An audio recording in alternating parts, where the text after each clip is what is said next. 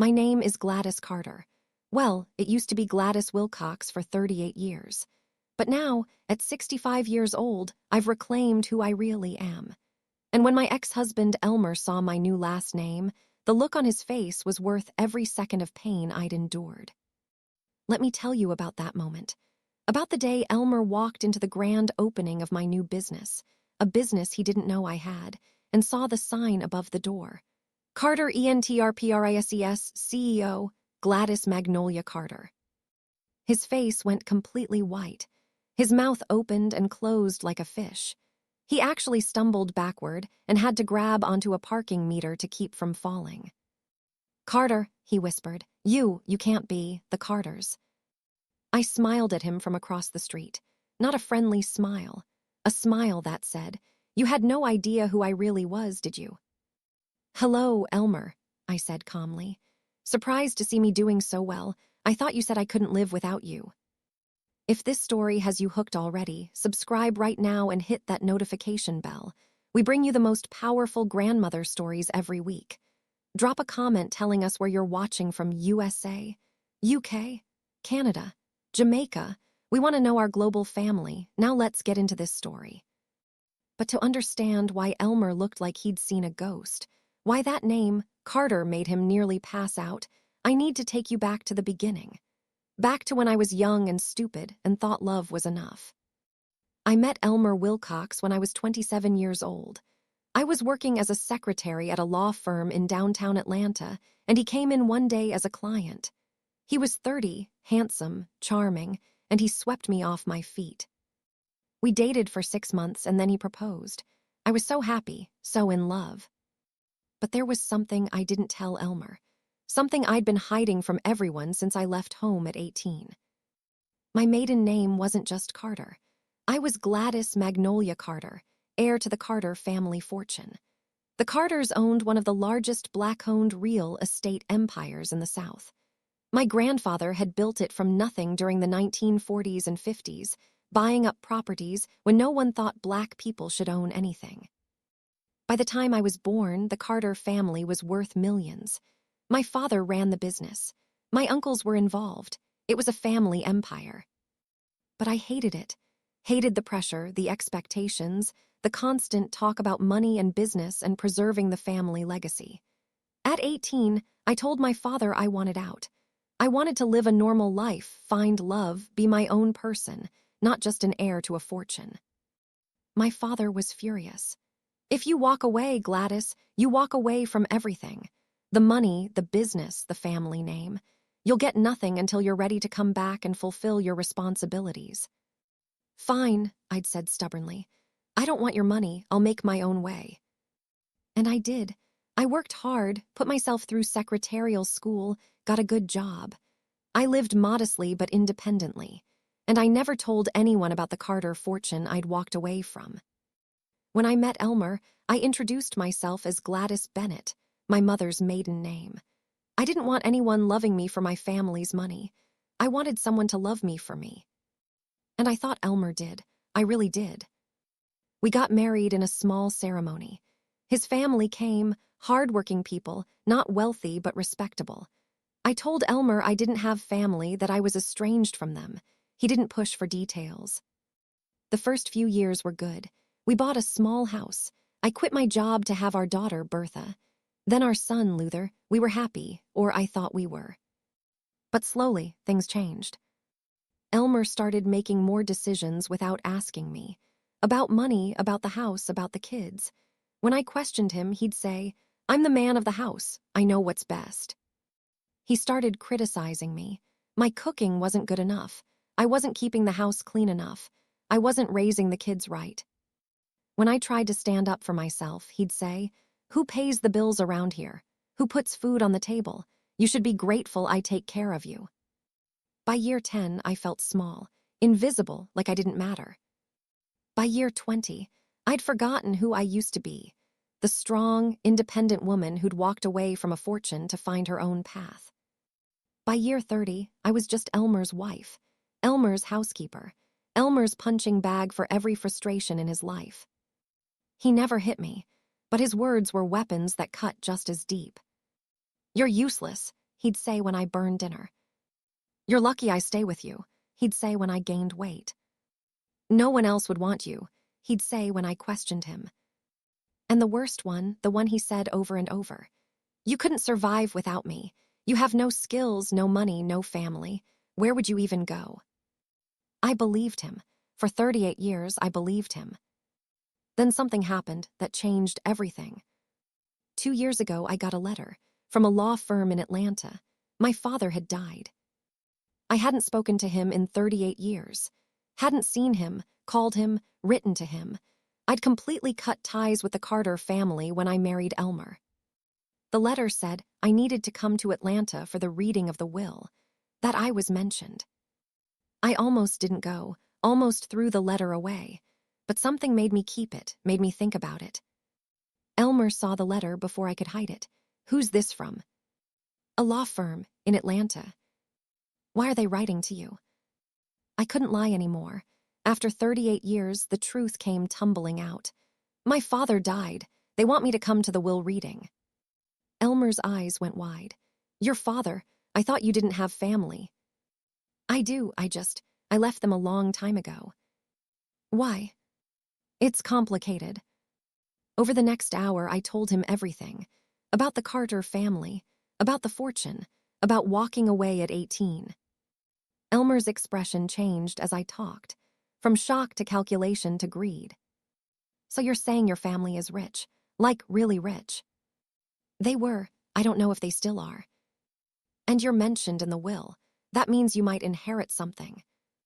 Maybe, I don't know. Elmer's whole demeanor changed. Suddenly he was nice to me, helpful, supportive. You should definitely go to the will reading, he said. We should go together, as a family. You want to come with me? Of course, you shouldn't face this alone. But I saw the look in his eyes, the greed. He wasn't thinking about supporting me. He was thinking about the money. I think I should go alone, I said. His face hardened. Don't be stupid, Gladys. If there's money involved, we need to make sure you get your fair share. And as your husband, I have a right to be there. No, Elmer, this is my family, my past. I need to handle it myself. We fought about it for weeks, but I stood firm. For the first time in decades, I stood up to him. And I went to Atlanta alone. The law firm was impressive, all mahogany and marble and expensive furniture. The lawyer, a distinguished black man in his 60s, greeted me warmly. Ms. Carter, I'm so glad you could come. I'm Calvin Peters.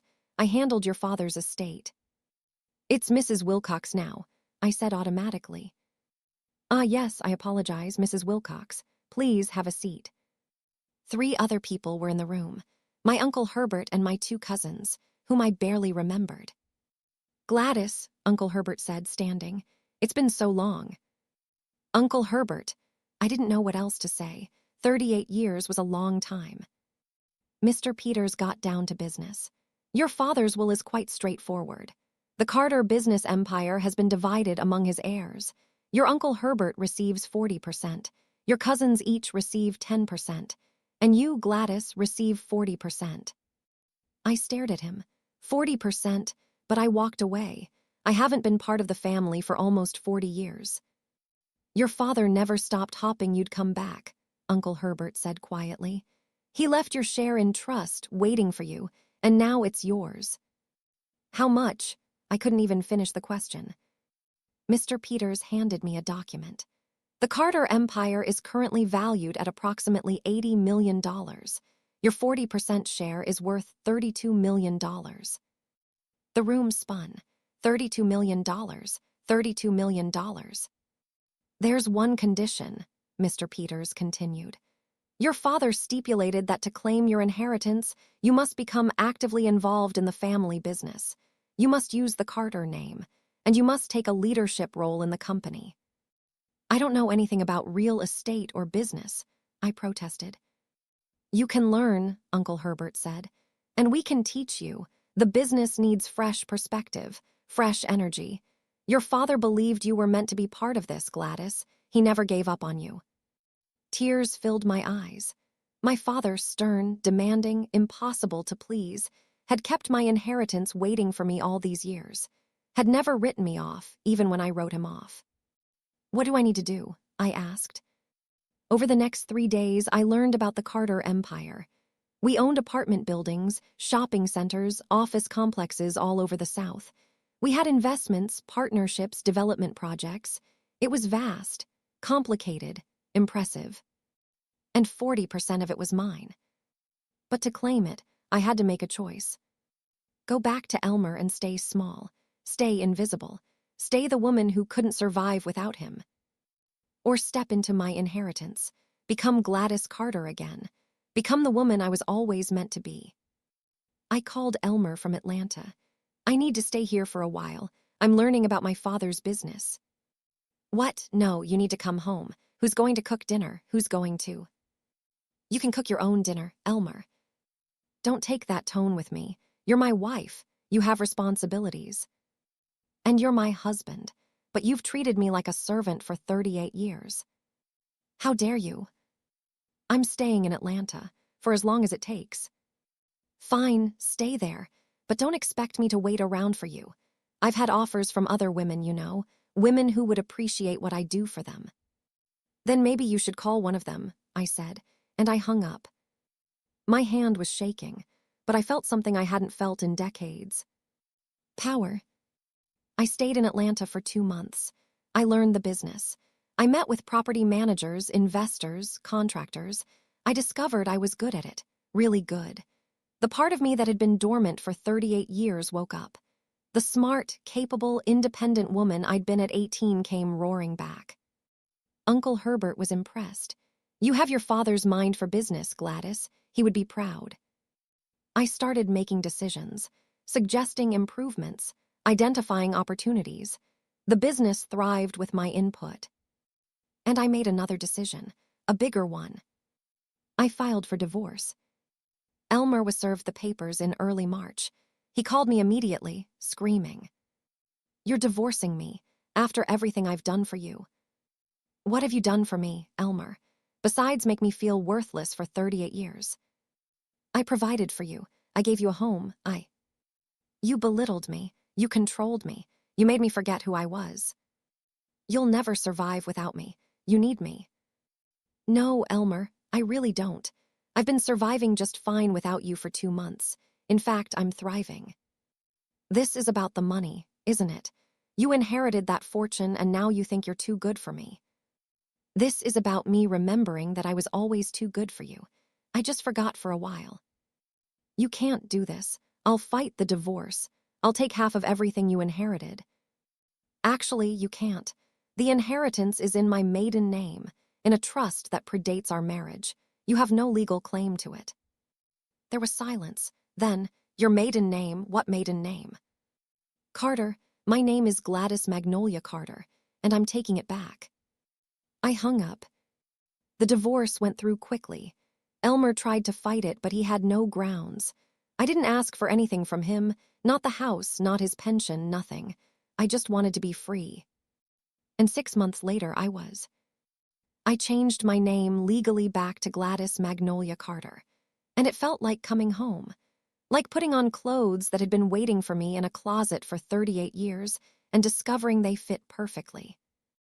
I moved permanently to Atlanta, took an office at Carter Enterprises, started making real decisions about the business. But I wanted more. I wanted to do something that was mine, that I'd built from scratch.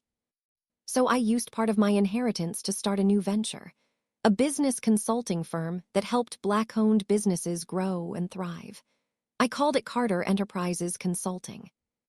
We were wildly successful.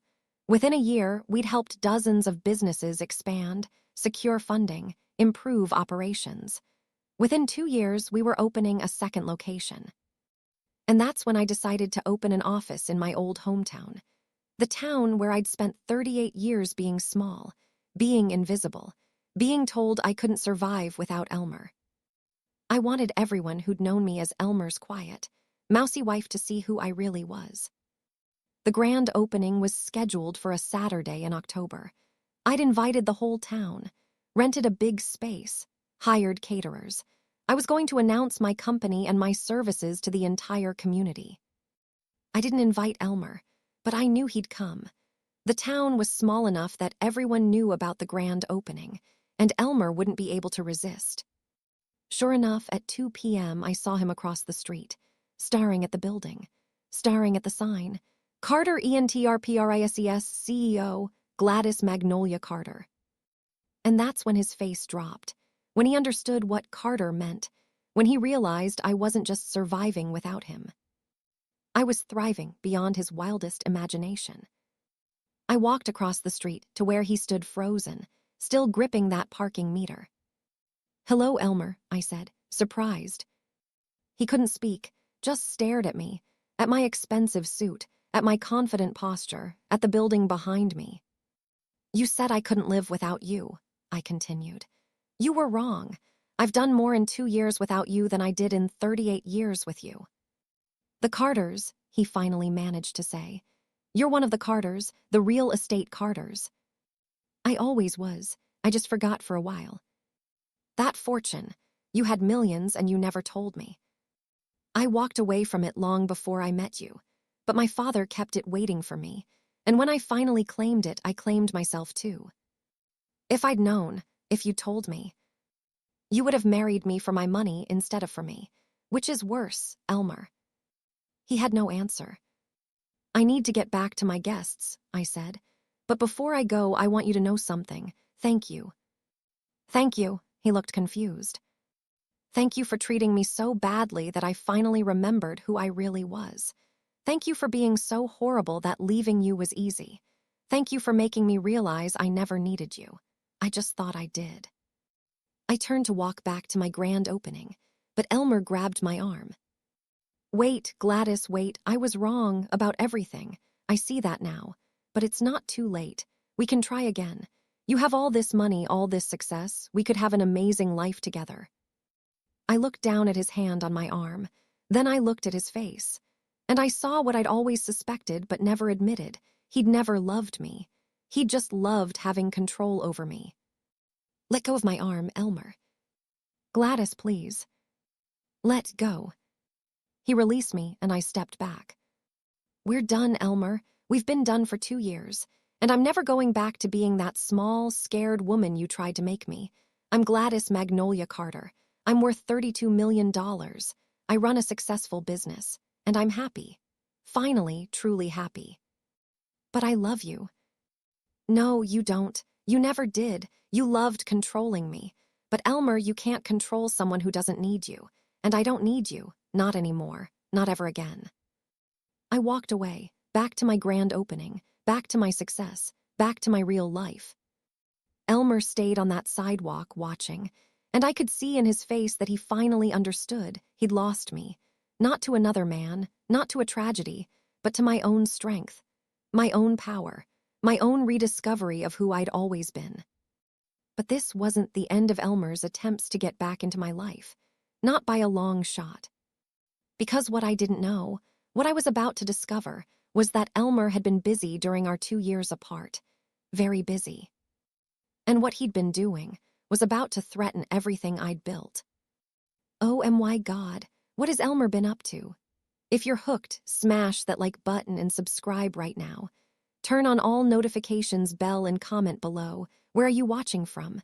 And do you think Gladys should have told Elmer about her family fortune from the beginning? We read every comment. Don't miss what happens next. After the grand opening, I threw myself into my work. Carter Enterprises Consulting was booming. We had more clients than we could handle. I was hearing staff, opening new offices, making a real difference in the Black business community.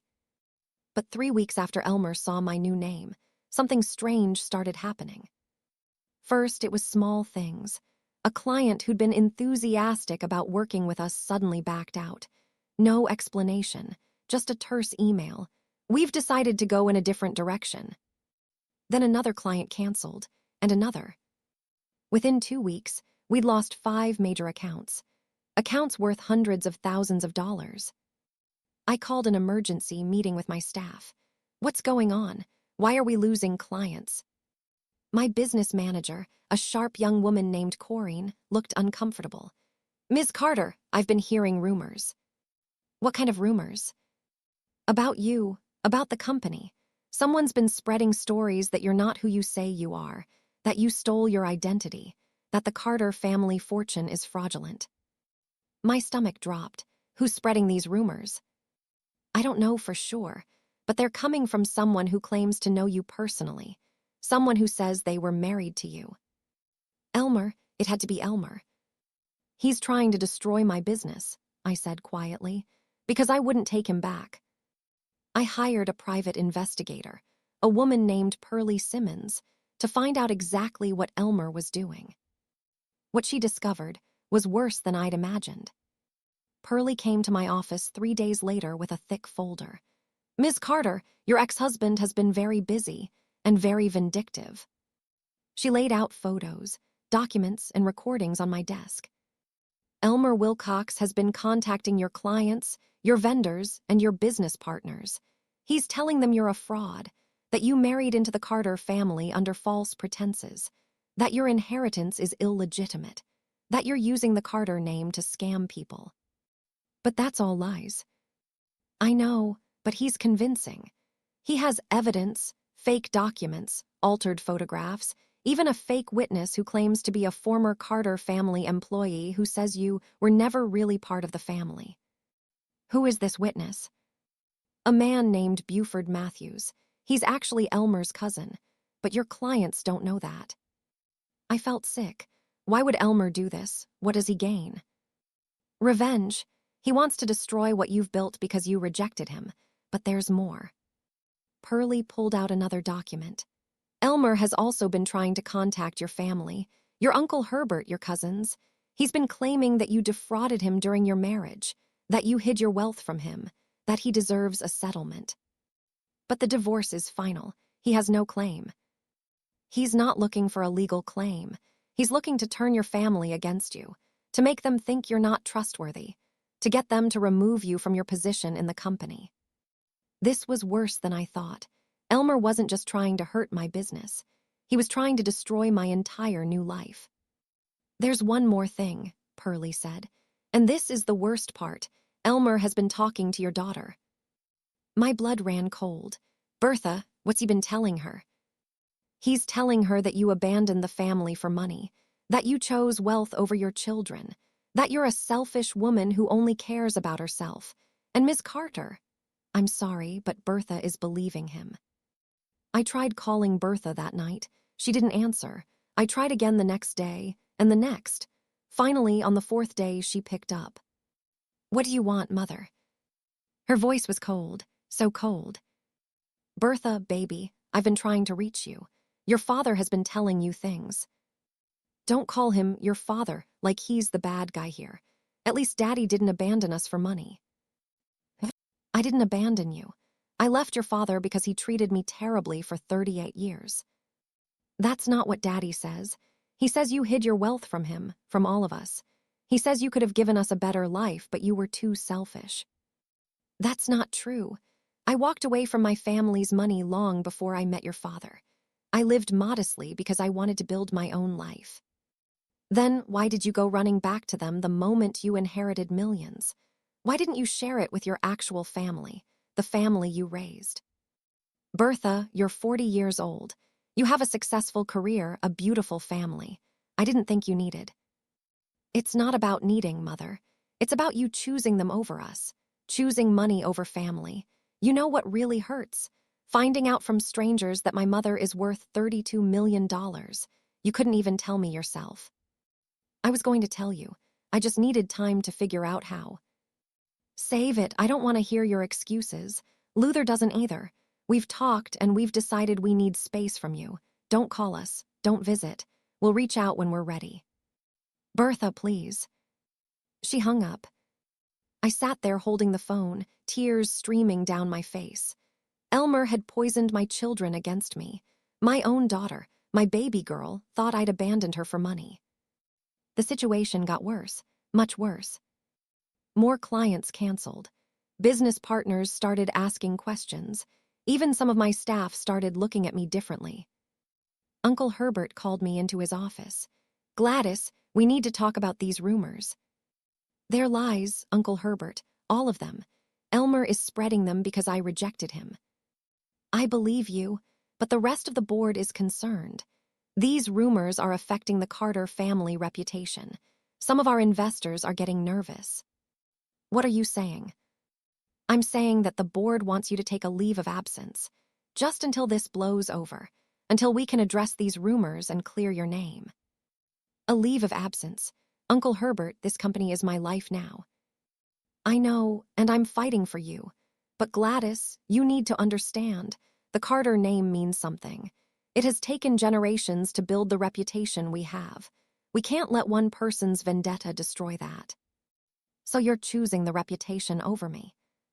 I'm choosing to protect what your grandfather built, what your father spent his life maintaining. I'm sorry, Gladys, but until this situation is resolved, you need to step back. I left his office feeling defeated. Everything I'd built, everything I'd reclaimed, it was all falling apart because of Elmer's lies. That night, I sat in my expensive apartment, surrounded by all the trappings of success, and I felt more alone than I'd ever felt in my life. My business was crumbling. My family had turned against me. My children wouldn't speak to me. My position in the Carter empire was in jeopardy. Elmer had won. He destroyed me without even having to face me. Or so I thought. The next morning, I got a phone call from Pearlie, my private investigator. Ms. Carter, I found something big. What is it? Can you come to my office? You need to see this in person. I drove to Pearlie's office, my heart pounding. She greeted me with a smile, a real smile, like someone who had good news. Ms. Carter, I've been digging into Elmer's life over the past 2 years, and I found something very interesting. She pulled up photos on her computer, photos of Elmer, with a woman I didn't recognize, a white woman, maybe 45 years old, professionally dressed. Who is that? Her name is Zelma Richardson. She's a real estate agent, a very successful one, and she's been dating Elmer for the past 18 months. I stared at the photos, Elmer with his arm around Zelma, Elmer kissing her, Elmer looking happier than I'd ever seen him with me. He moved on, I said quietly. Good for him. Wait, there's more. Zelma Richardson isn't just any real estate agent. She's wealthy, very wealthy.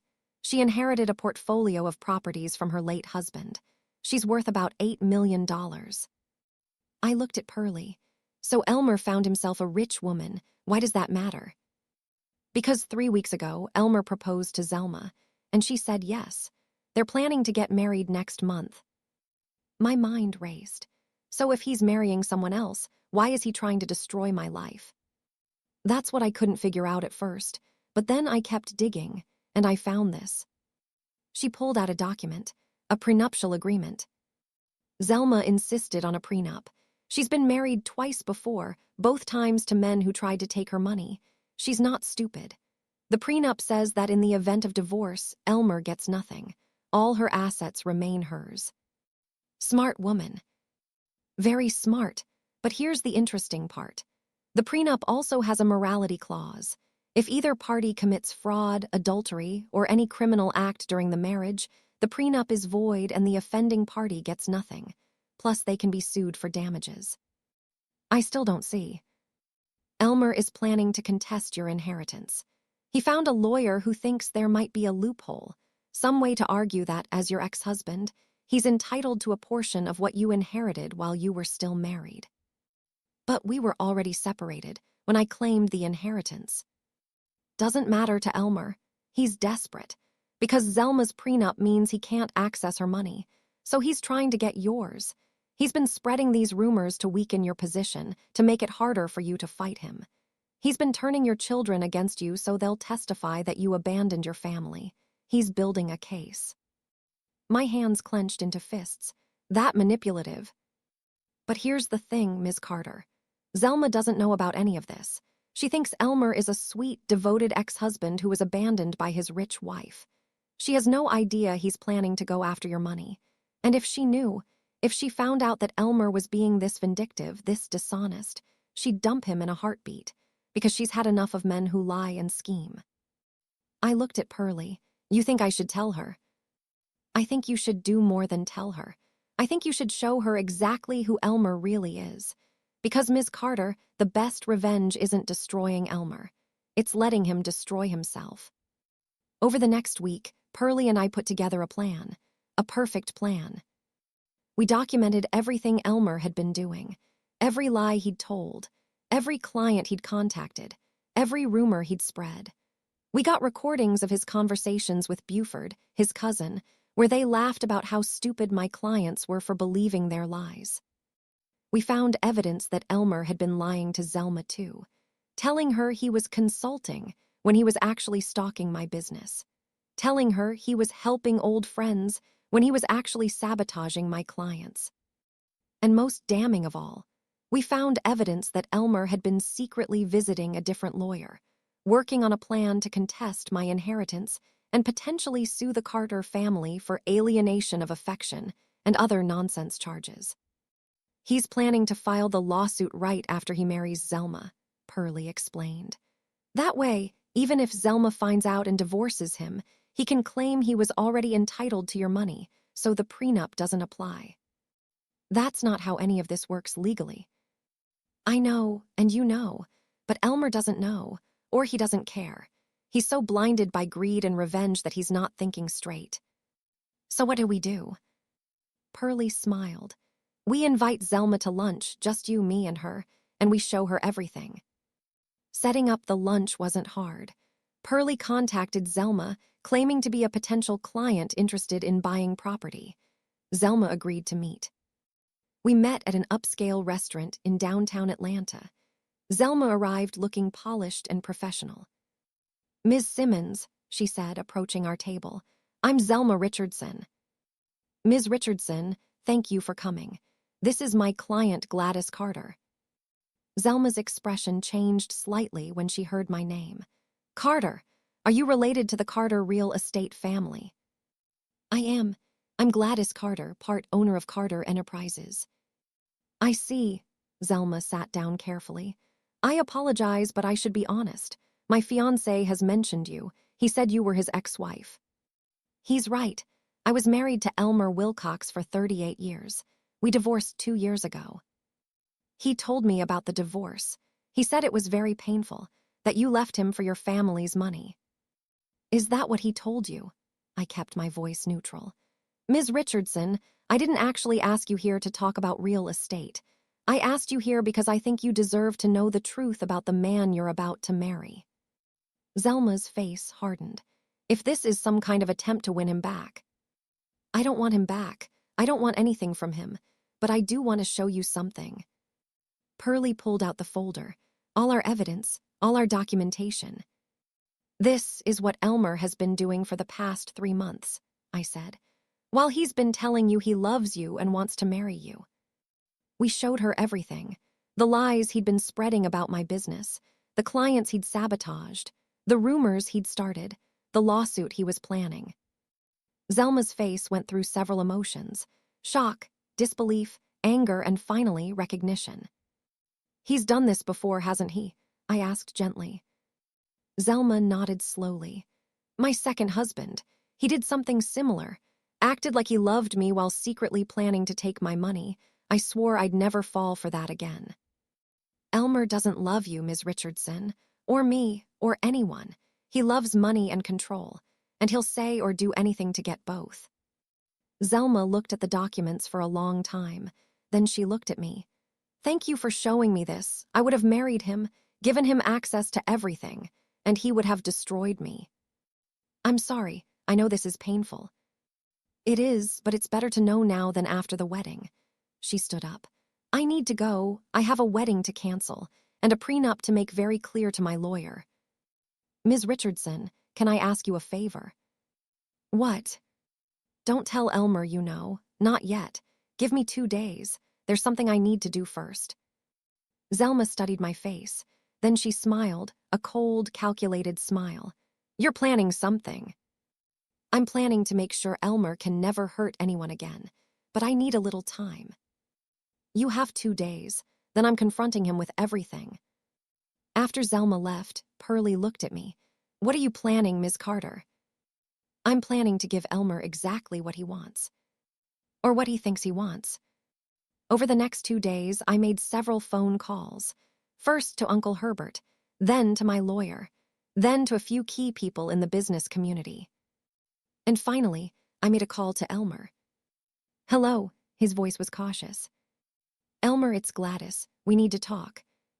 I have nothing to say to you. Really, not even if I'm offering you a settlement." Silence, then, "What kind of settlement?" "Meet me tomorrow at the Carter Enterprises building. Noon, come alone." "Why would I?" "Because if you don't, you'll never get a penny from me. But if you do come, I might be willing to make you a very generous offer. Your choice." I hung up before he could answer. The trap was set, and Elmer, greedy and desperate, would walk right into it. But what I was planning wasn't revenge. It was something far more satisfying. Justice, public undeniable justice. What is Gladys planning? If your heart is racing right now, smash that like button and subscribe immediately. Turn on notifications. And comment, where are you watching from? And what do you think Gladys is going to do to Elmer? This is about to get epic. Don't miss it. Elmer arrived at the Carter Enterprises building at exactly noon. I watched him from my office window as he parked his car, not his old sedan, but a new BMW, probably bought with money he'd borrowed from Zelma. He walked into the building like he owned the place. That old swagger I remembered from when we were first married. That confidence that said he thought he'd already won. My receptionist called up. "Ms. Carter, Mr. Wilcox is here." "Send him up." Elmer walked into my office, and for a moment he just stood there looking around. At the mahogany furniture, at the city view, at the expensive art on the walls. "Nice office," he said. "Must be nice being rich." "It's nice being free," I corrected. "Sit down, Elmer." He sat across from my desk, leaning back like he had all the power in the world. "So, you mentioned a settlement. I'm listening." "Before we talk about that, I want to ask you something. Why, Elmer?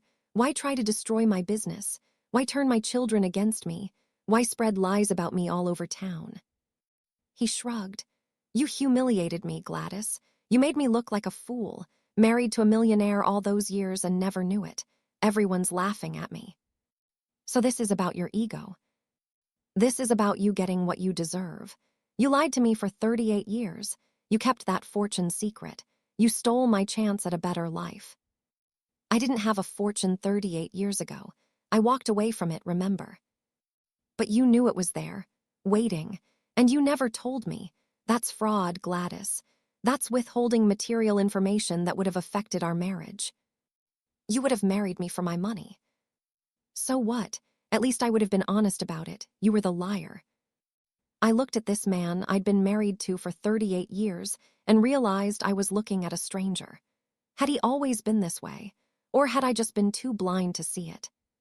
"So you want money," I said. "How much?" His eyes lit up. "Well, I figure I'm entitled to half of what you inherited, $16 million. That's absurd. We were already separated when I claimed the inheritance." "Doesn't matter. We were still legally married. My lawyer says I have a case." "Your lawyer is wrong.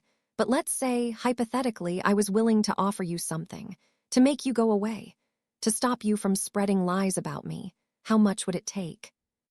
Elmer leaned forward. $5 million, cash, and you drop all objections to me having a relationship with Bertha and Luther. You tell them you were wrong about me. That's quite a list of demands. That's my price for peace. Take it or leave it. I opened a folder on my desk. Before I answer, I want to show you something. I slid the folder across the desk. Inside were photos of Elmer with Zelma, documents about her wealth, a copy of their prenuptial agreement. Elmer's face went white. "Where did you get these?" "I hired an investigator. The same investigator who documented every lie you've been telling, every client you've been sabotaging, every rumor you've been spreading. Did you really think I wouldn't fight back? You had me followed. I protected myself from a man who was trying to destroy my life. Now, here's what's going to happen, Elmer. You're not getting $5 million. You're not getting $5,000. You're not getting anything. Then I'll sue you. You'll do nothing. Because if you try to sue me, I'll give all this evidence to Zelma. And she'll see exactly what kind of man she's about to marry. A man who's been lying to her, using her, planning to scam his ex-wife while pretending to be a devoted fiancé. Elmer's jaw clenched. Zelma loves me. Zelma loves who she thinks you are, but she doesn't know the real you. Yet. You wouldn't. Try me. In fact, Elmer, I've already shown her everything. His face went from white to red. You what? I met with Zelma 3 days ago, showed her all the evidence, the lies you've been spreading about me, the lawsuit you've been planning, the way you've been manipulating her while scheming against me. She knows everything. Elmer stood up so fast his chair fell over. You had no right. I had every right. She deserved to know who she was marrying. And guess what? She's calling off the wedding. She's canceling the engagement. And she's probably going to sue you for fraud, considering you've been using her money to finance your schemes against me. Elmer looked like he might have a heart attack. His face was purple. His hands were shaking. You destroyed my life. No, Elmer, you destroyed your own life. I just stopped you from destroying mine. You'll pay for this. I swear to God, I'll make you pay. Get out of my office. This isn't over. Yes, Elmer, it is. Now get out before I have security remove you.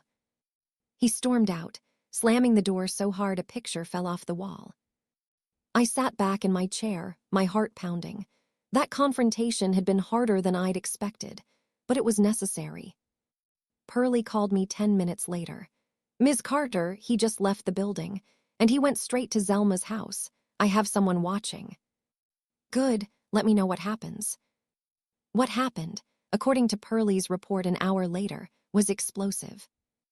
Zelma had confronted Elmer the moment he arrived.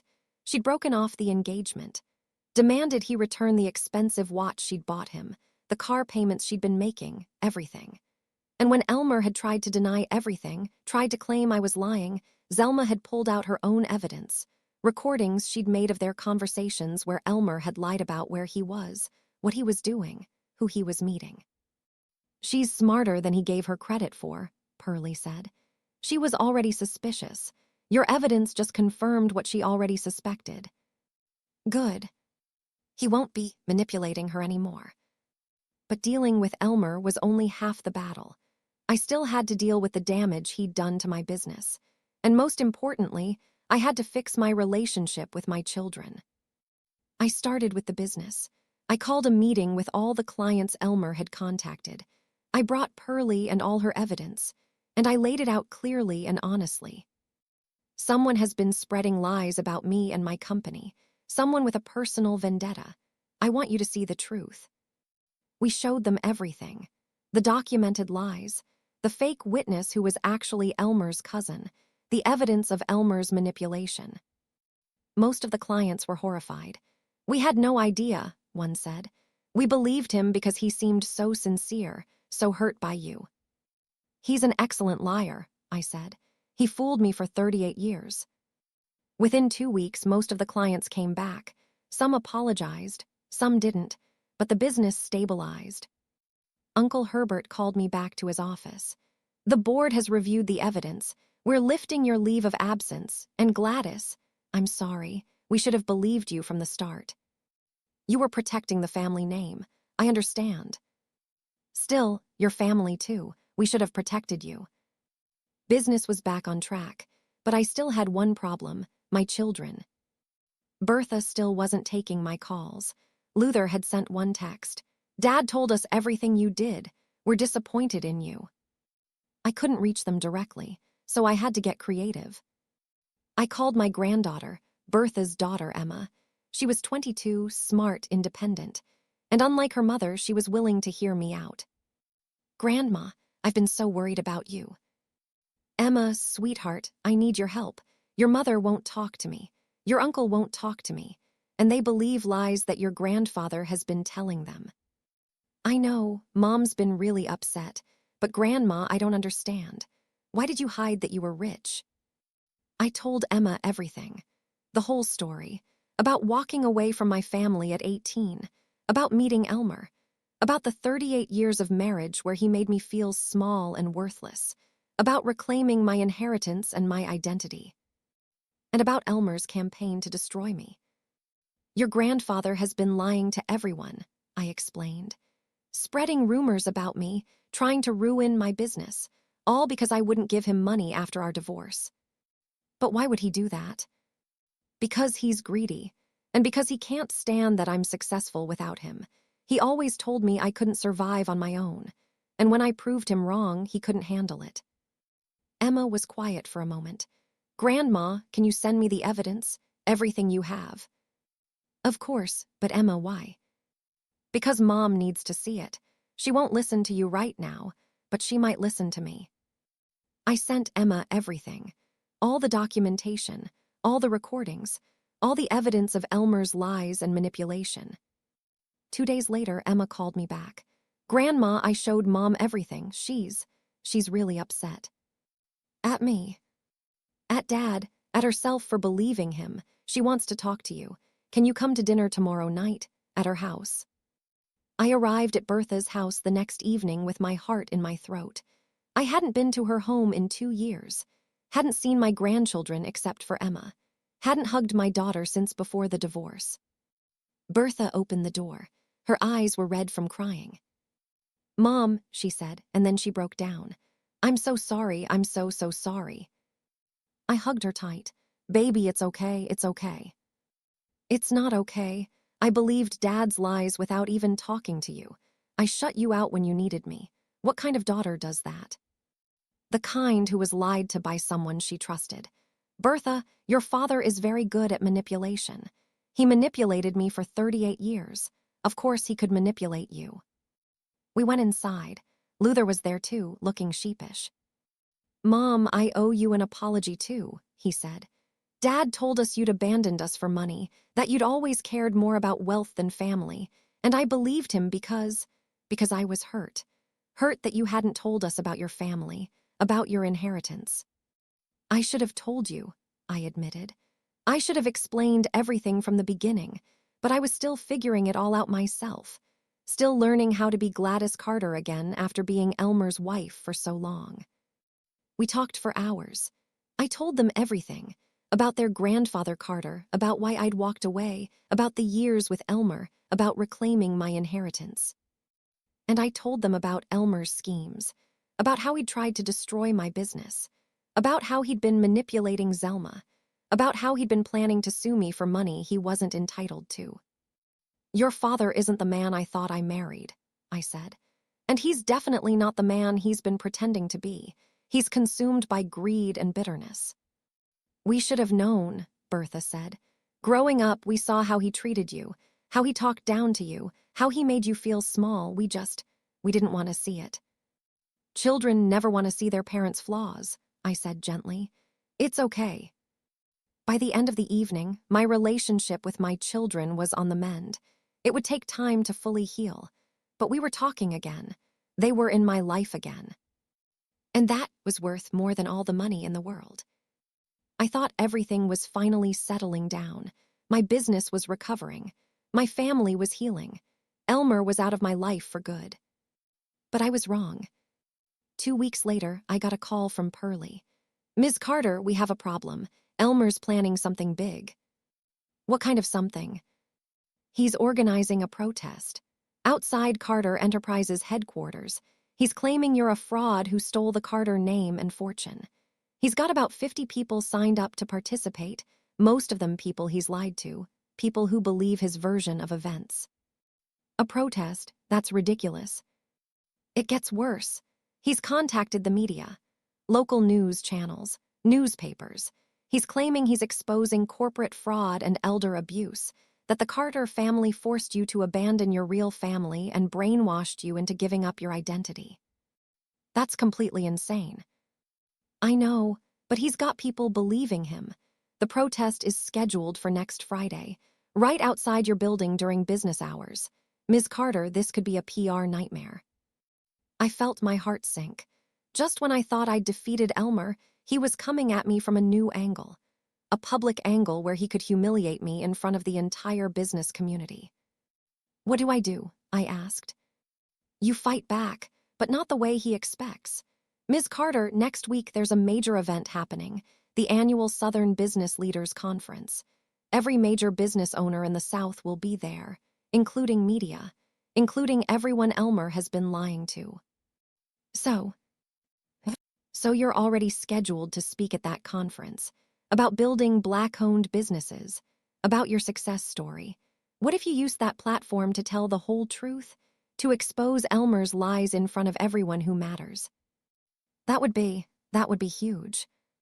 It would be, but Ms. Carter, you'd have to be completely honest about everything. Your marriage, Elmer's abuse, the years of manipulation, the lies he's been spreading, everything. Are you ready to do that? I thought about it, about standing on a stage in front of hundreds of business leaders and telling them my story. The whole story, the painful parts, the embarrassing parts, the parts where I looked weak and foolish. It would be humiliating, exposing, terrifying. But it would also be powerful, true, and it would stop Elmer's lies once and for all. I'm ready, I said. Let's do it.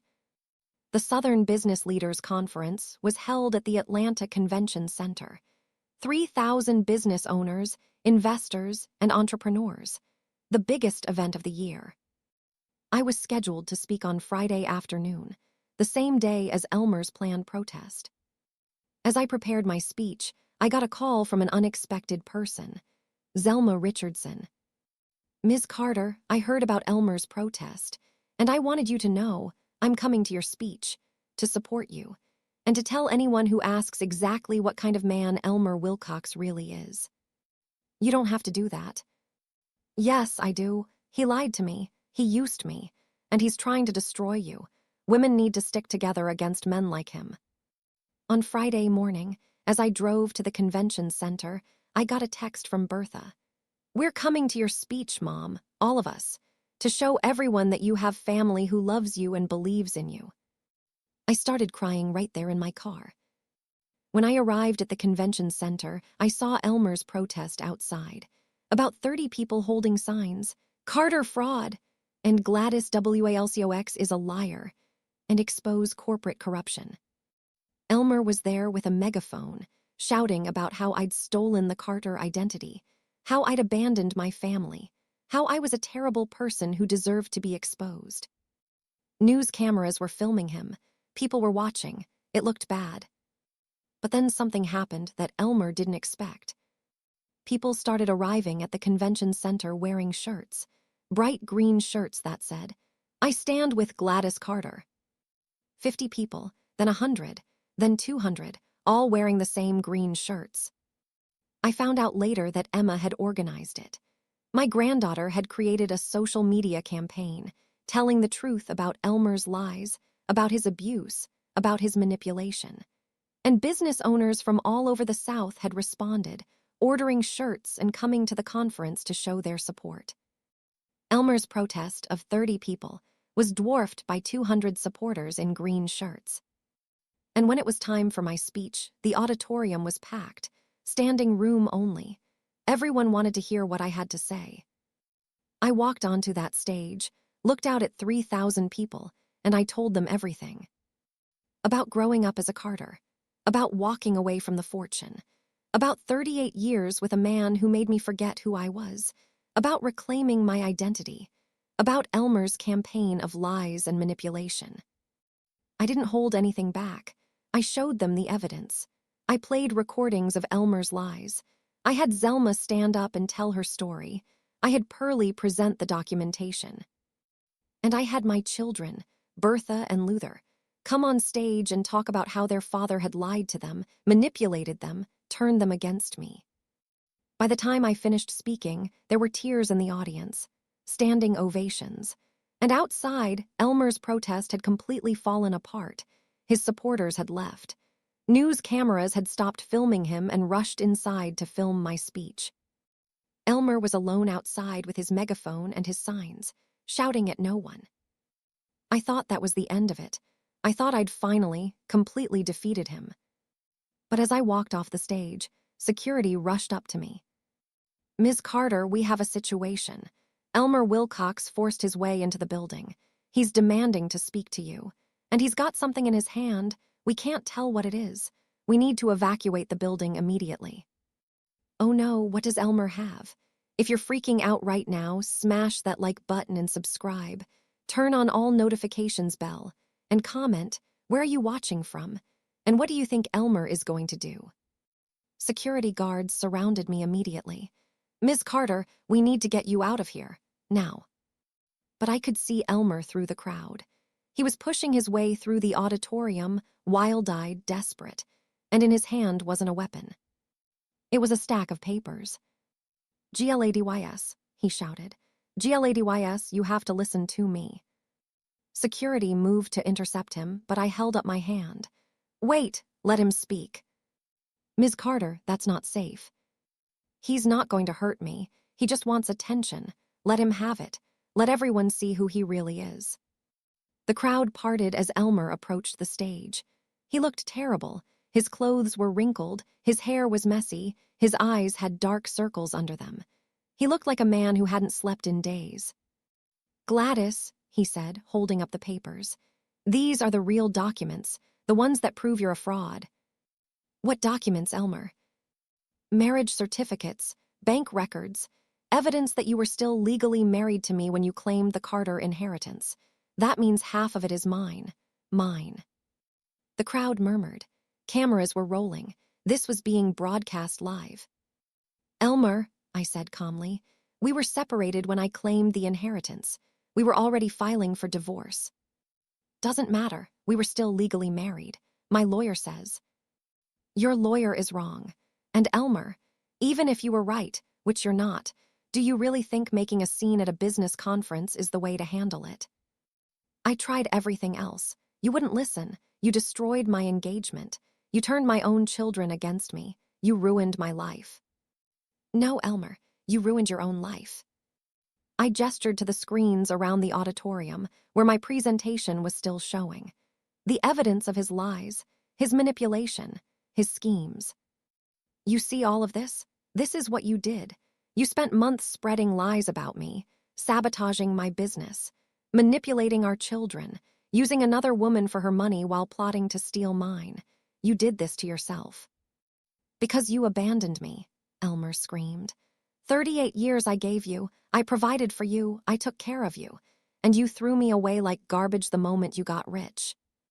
"You didn't provide for me, Elmer. You controlled me. There's a difference. And you didn't take care of me. You made me feel worthless every single day. For 38 years, you told me I couldn't survive without you. You made me small, made me forget who I was." I walked to the edge of the stage, looking down at him. "But I did survive, Elmer. I more than survived. I thrived.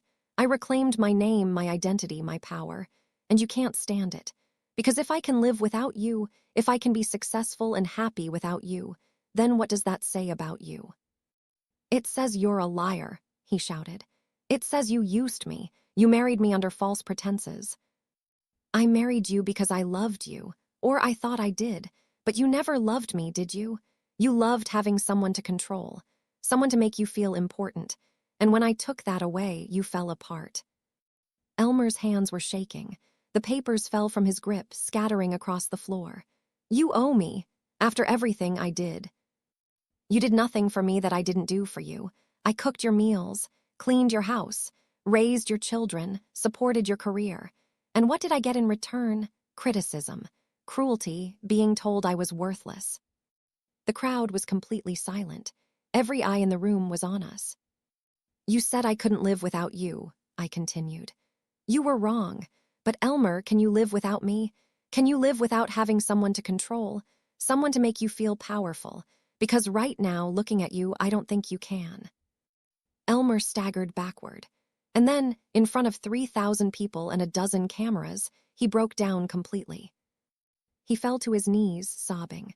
"I have nothing. Zelma left me. My kids won't talk to me. I lost my job because of all the time I spent trying to ruin you. I have nothing left." "Then maybe," I said quietly, "you should have spent that time building something instead of destroying things." Security escorted Elmer out of the building. The conference continued, but all anyone could talk about was what had just happened. After my speech, dozens of people approached me. Business owners who'd been victims of manipulation, women who'd been in controlling relationships, people who understood exactly what I'd been through. "You're an inspiration," one woman said, tears in her eyes. "My husband tells me the same thing, that I can't survive without him, but watching you, you give me hope." "Then leave," I told her. "If he's making you small, making you forget who you are, leave. You're stronger than you think." Zelma Richardson found me in the crowd. "Ms. Carter, I wanted to thank you for warning me about Elmer. I could have ended up like you, trapped with a man who only wanted to control me." "You're smarter than I was. You saw through him faster." "Only because you opened my eyes. And I want you to know I've spoken to my lawyers. Elmer borrowed $30,000 from me. He claimed it was for business investments. I'm suing him for fraud. He's going to have to pay back every penny." "Good. He needs to face consequences for his actions." Bertha and Luther came up to me after the conference ended. They both looked shaken. "Mom," Bertha said, "seeing Dad like that, I never realized how far he'd fallen." "He fell because he couldn't let go of control," I said. "He couldn't accept that I didn't need him anymore." "Do you think we should reach out to him?" Luther asked. "Try to help him." I thought about it. Part of me, the part that had been married to Elmer for 38 years, wanted to say yes, wanted to fix him, save him. But I'd spent too long trying to fix Elmer, trying to make him happy, trying to be what he wanted. "That's up to you," I said. "He's your father, but me, I'm done. I gave him 38 years. I'm not giving him another second." The video of Elmer's breakdown at the conference went viral. Within 24 hours, it had been viewed millions of times. News outlets across the country picked up the story. "Business leader confronts abusive ex-husband at conference." Some people sympathized with Elmer, said he'd been wronged, said I should have shared my inheritance with him. But most people saw the truth, saw a man who'd spent decades controlling his wife and who couldn't handle her becoming successful and independent. The story resonated with so many people, especially women who'd been in similar situations. Women who'd been told they were worthless, that they couldn't survive on their own, that they needed their husbands. I started getting invited to speak at more conferences, at women's shelters, at business seminars. People wanted to hear my story, wanted to know how I'd found the strength to leave and rebuild. "I didn't have strength at first," I told them honestly. "I had nothing but 38 years of being told I was worthless. But then I remembered who I used to be, who I was before Elmer made me forget. And I decided that woman, young, independent, strong Gladys Carter, deserved to come back." 6 months after the conference, Carter Enterprises Consulting had tripled in size. We'd opened offices in 5 states. We were helping hundreds of Black-owned businesses succeed. I was featured in business magazines, invited to the White House for an event celebrating Black entrepreneurs, named one of the most influential business leaders in the South. Everything I'd built was thriving. Everything Elmer said I couldn't do without him, I was doing, better than he ever could have imagined. 1 year after the conference, I got an unexpected letter from Elmer. I almost threw it away, but curiosity got the better of me. "Dear Gladys, I don't expect you to read this. I don't expect you to care, but I needed to write it anyway. I've spent the past year in therapy. Forced therapy, actually. The judge mandated it as part of my probation after Zelma's fraud case against me. And through therapy, I've started to understand some things about myself. I was wrong about everything. The way I treated you, the way I tried to control you, the way I reacted when you became successful. I was wrong. My therapist says I have something called narcissistic personality disorder, that I need control and power to feel valuable, that I see other people as extensions of myself rather than as independent human beings. I don't know if that's true, but I do know that I destroyed the best thing in my life. You were a good wife, Gladys. You were loyal, devoted, kind. And I treated you like you were worthless because it made me feel powerful. I'm not asking for forgiveness. I don't deserve it. But I wanted you to know that I finally understand what I did. And I'm sorry. Truly, deeply sorry. You were right when you said I couldn't live without you. Not because I needed you for survival, but because I needed someone to control. Without that, I don't know who I am. I hope you're happy. I hope you're thriving. I hope you never think about me. Because you deserve better than I ever gave you. Elmer. I read the letter 3 times. Then I folded it carefully and put it away. Was it a real apology? Was Elmer genuinely changing? I didn't know. And honestly, it didn't matter. Because I'd moved on, completely. Elmer was my past, and I wasn't looking backward anymore. 2 years after the divorce, I was sitting on the patio of my beautiful Atlanta home, sipping coffee and watching the sunrise, when my phone rang. It was Uncle Herbert. Gladys, I'm calling with news. The board voted unanimously. We want to name you CEO of Carter Enterprises. All of it. You'd oversee the entire family business. I was speechless. Uncle Herbert, I don't know what to say. Say yes, you've proven yourself, Gladys. Your business is thriving. Your leadership is strong. And you carry the Carter name with dignity and integrity. Your father would be proud. Your grandfather would be proud. We're all proud.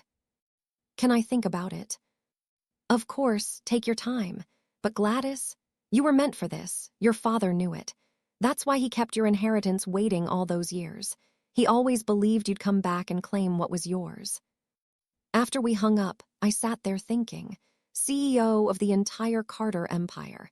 It was everything my father had wanted for me, everything I'd run away from at 18. But I wasn't that scared 18-year-old anymore. I wasn't the woman who'd hidden from responsibility and success. I was Gladys Magnolia Carter, 67 years old, successful, powerful, free. And I was ready. I called Uncle Herbert back. I'll do it. I'll be CEO. Excellent. We'll make the announcement next week. The announcement made headlines. Gladys Carter named CEO of Carter Enterprises business empire, now led by woman who rebuilt her life after abuse. The story wasn't about the CEO appointment. It was about my journey. About the woman who'd been told she was worthless, who'd spent 38 years being controlled, who'd finally broken free and discovered she was powerful beyond measure. 3 months into my role as CEO, I was at a charity gala when I ran into someone I never expected to see. Elmer. He was working at the gala, as a server, carrying trays of champagne. Our eyes met across the room. He looked older, thinner, humbler. He walked over to me, still carrying his tray. Ms. Carter, congratulations on the CEO position. I heard about it. Thank you, Elmer. You look good, happy. I am happy. He nodded slowly. I'm glad, and I'm sorry for everything. I know I said it in the letter, but I wanted to say it in person. I'm sorry. I looked at this man who'd once controlled my entire life, who'd told me I was worthless, who'd said I couldn't survive without him. And I felt nothing, no anger, no pain, no lingering attachment. Just indifference. I appreciate the apology, I said. I hope you're getting the help you need. I am. Therapy, anger management, the works. And I got a job, not much, but it's honest work. I'm rebuilding. Slowly. Good. Everyone deserves a chance to rebuild. He started to walk away, then turned back. Gladys, you were right about everything. I couldn't live without you, but not because you took care of me, because controlling you was the only thing that made me feel important, and when you took that away, I realized I was nothing. You're not nothing, Elmer. You're just not the man you thought you were. Maybe that's a good thing. Maybe now you can figure out who you actually are. Maybe, he smiled sadly. That new last name looks good on you, by the way, Carter. It suits you better than Wilcox ever did.